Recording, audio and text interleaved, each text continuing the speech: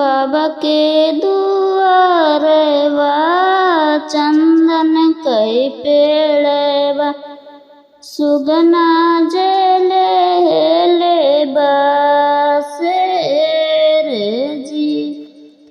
दुआरे से उठे हैं भैया कावन रामा धाई मालिया का जाई जी। दुआरे से उठे हैं भैया कावन रामा धाई मालिया का जाई जी। लाओ ना मोरी बहिनी डलता लवरिया सुगना का देई मारे वाई जी। इतनी बचन जब सुनी है बहिनी सुन भैया यार जय हमारे जी। इतनी बचन जब सुनी है बहिनी सुन भैया यार जय हमारे जी। कैसे कैसु गाना मरुद मोरे भैया सुगना भजाई श्री राम जी।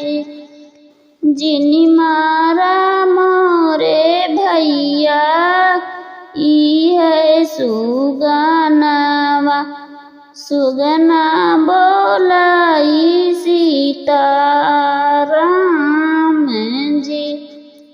जिनी बारा मोरे भैया ई है सुगनावा सुगना बोलाई सीता राम जी।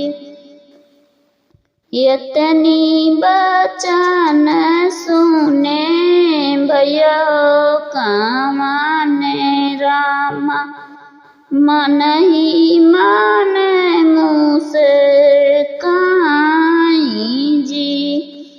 लैयाओ मोरी बहिनी सोने के पिंजरवा लेत्यू तो सुगना जी आई जी।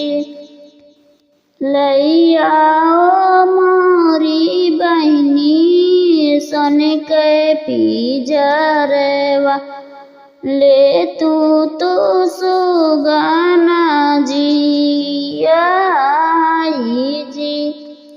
जिनी बांधो सुगना के सोने के पिंजरवा सुगना उड़ाई डाले डाले जी। इतनी बचन सुनी बनी हो कावन रानी भैया का लगी समझाई जी। इतनी बचन सुनी बहनियों कावन रानी भैया का लगी समझाई जी। सुगना जे उड़े भैया जई है अयोध्या निस दिन भजय श्री राम जी। सुगना जे उड़ी भैया जई है अयोध्या निस दिन भजय श्री राम जी। निस दिन भजय श्री राम।